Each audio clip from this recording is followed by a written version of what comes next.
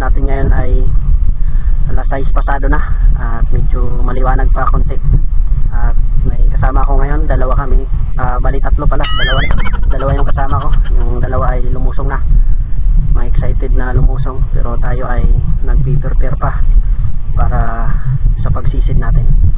At yun mga kasagay, abang-abang lang at sisisid na rin tayo dahil pagabi na. Let's go. Bago tayo tuluyang mag-umpisa sa ating pamamana, ay shoutout muna sa aking mga masugid na taga-suporta at mga nagpa-shoutout. Shoutout kay Jerwin Ignacio, kay Cebuana sa Bohol, shoutout din kay Jibs TV, kay Brian Magdasok, shoutout din kay Bike and Fish OFW Adventures, shoutout din kay DJ MX Vlog, shoutout din kay Noe Agaton TV, kay Junjun Gadon Fishing, shoutout din kay Barley Wakino, at shoutout din kay Sir Danilo Adalim at sa anak niya, Chuds Prince Adalim. At yun, shoutout sa inyong lahat at ingat kayo palagi. Unang isda natin mga kasagay ay isang danggit at hindi naman kalakihan pero goods na rin to, pang prito o pang paksiw. Dito sa pangalawang dive natin, may nakita akong isang klase ng grouper at agad ko naman itong pinana at natamaan naman natin. At hindi ko na rin nilapit masyado yung camera dahil ulo lang yung pinakita niya at medyo makipot yung bato na pinagtaguan niya. At pagkalabas ko nga ay medyo malapad na rin pala. Bali sa mababaw lang tayo na area nag-spear fishing mga kasagay dahil andito yung mga isda at mabuti na rin yon at hindi na tayo kailangan pang lumayo o pumunta sa mga malalim para magagilap o maghanap ng mga isda sa ilalim ng mga bato. Sa area na to, sa unahan lang pinagpanaan natin ng isang klase ng grouper ay may nakita ako ulit ng isang grouper at halos magkapareho lang ng kulay niya. At yun, natamaan naman natin at malit-lit lang to kumpara dun sa nauna. At ito na yung pangatlong isda natin. Sa pang-apat na dive natin ay yun, may naispatan akong isang tagbago at agad ko itong tinira. At yun, natamaan naman natin mga kasagay. At hindi naman to masyado kalakihan pero ayos na rin to. Makalipas ang 30 minuto mga kasagay sa aking paghahagilap ng mapapana ay yun, may naispatan ako ditong isang klase ng moray elf at agad ko pinana yung ulo niya at buti na lang nasintro yung ulo. At yun, pinahirapan talaga ako ng isdang ito dahil yung mismong buntot niya ay pinasok talaga sa maliit na butas. Bali pinukpok ko muna yung bato na pinagtaguan niya para lang mailabas yung ulo niya dahil napakaliit talaga nung butas na to nung hindi ko pa sinisira yung bato na pinasukan niya.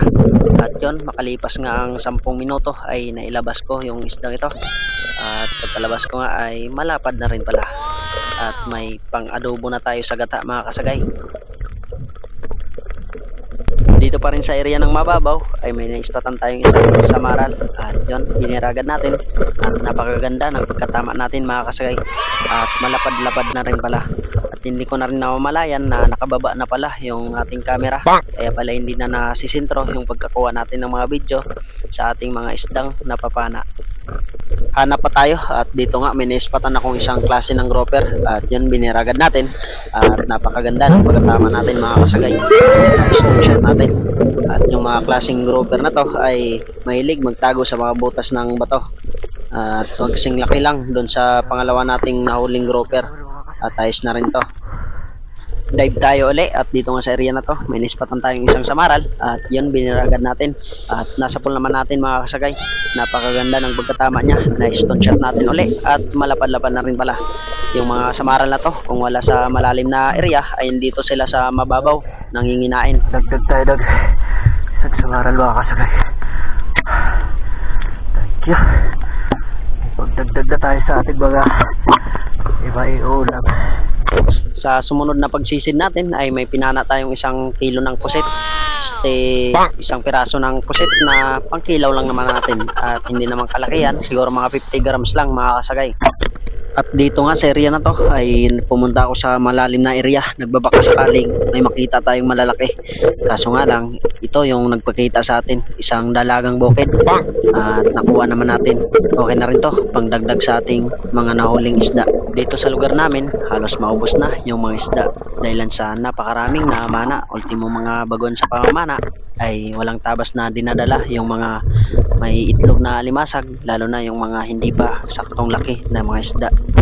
At dito nga may nakita tayong isang hipon at agad naman nating pinana at natamaan naman natin mga kasakay. Nabali pa nga yung kanyang ulo at madalang yung hipon dito sa lugar namin, pero ayos na rin to. Dali tayo mga kasakay. Yung isang yung hipon o kung ganun tawag sa inyo dito. Ay, malakita. Dive tayo uli at dito nga sa area na to may naispatan akong isang kanoping at agad naman ako nag-drop para kumuha ng tsimpo. Tinantay natin na huminto at pagkahinto nga ay agad natin itong pinana at natamaan naman natin mga kasagay na stone shot natin. Hindi naman to masyado kalakihan pero kung sa pangulam lang ay okay na to mga kasagay. Dito pa rin sa parte ng malalim ay may nakita tayong isang danggit at agad naman nating tinira, baka tirahin pa ng iba. At natamaan naman natin mga kasagay at sumabit pa nga sa isang nylon, pero kalaunan ay narecover din natin at naiangat natin ng maayos. Another dive na naman tayo at dito nga sa area na to may naispatan akong isang silay kung tawagin dito sa amin at yun tinira agad natin at napakaganda ng tama na stone shot natin mga kasagay at malapad-lapad na rin to. Dahil sa napakatumal ng panain sa parting malalim ay makalipas ang 15 minuto ay umabante tayo sa parting mababaw para doon na lang magagilap ng mapapanang mga isda. At dito nga hindi ako nabigo sa parting mababaw at nakakita agad ako ng isang tagbago at agad naman nating pinana at nasapol naman natin mga kasagay. Halos walang kapares yung napapana nating tagbago. Sa area na to may nakita tayong isang moray eel kaso hindi pa kalakihan kaya ipinagpaliban muna natin yung pagkuha sa kanya at papalakihin muna natin mga kasagay para sa susunod na pagbalik natin ay malaki na. At dito may tinamaan tayong isang balo mga kasagay at hindi na nahagip ng camera dahil na mabilis yung pangyayari na pagpana natin at wala na tayong patumpik-tumpik pa, pinana agad natin mga kasagay dahil kapag nagulat ang isdang ito ay agad na kumakaripas ng langoy. Dive tayo ulit at dito nga naghanap-hanap muna tayo sa area na to ng isdang mapapana kaso mukhang wala tayong nakita at buti na lang doon sa unahan ng bato ay may sinundot tayong isang tagbago at pagkalabas nga ay agad naman natin itong tinira. Nasapol naman natin mga kasagay at ayos na rin to pangdagdag sa ating pang-ulam.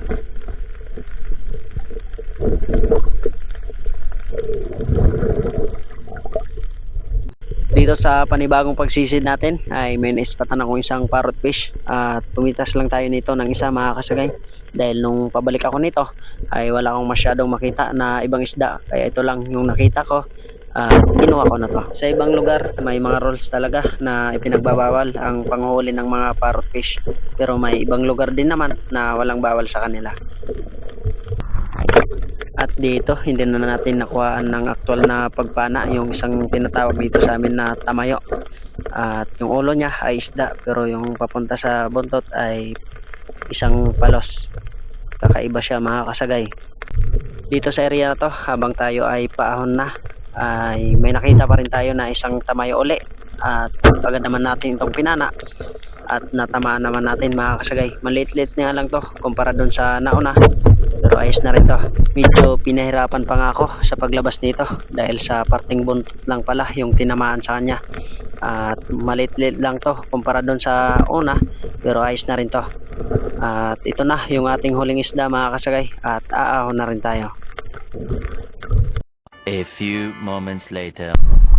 Alright mga kasagay, umaon na tayo dahil malubat na yung aking camera at mag-isa na lang ako uuwi ngayon dahil yung dalawa kong kasama, yung kapatid ko tsaka yung isa naming kaibigan ay umuwi na. At yun mga kasagay, ito lang yung ating nakayanang hulihin. Bali sa bahay na lang yung update dahil mas-shutdown na yung aking camera. At yan nga, nakahuli tayo ng isang muray eel. Napakasarap lutuin yan sa adobong gata. At antay-antay lang mga kasagay, sa bahay na lang talaga yung update dahil mas-shutdown na yung aking camera. Para makita nyo din yung kabuuhang huli natin. At yun, nakauwi na tayo sa bahay mga kasagay.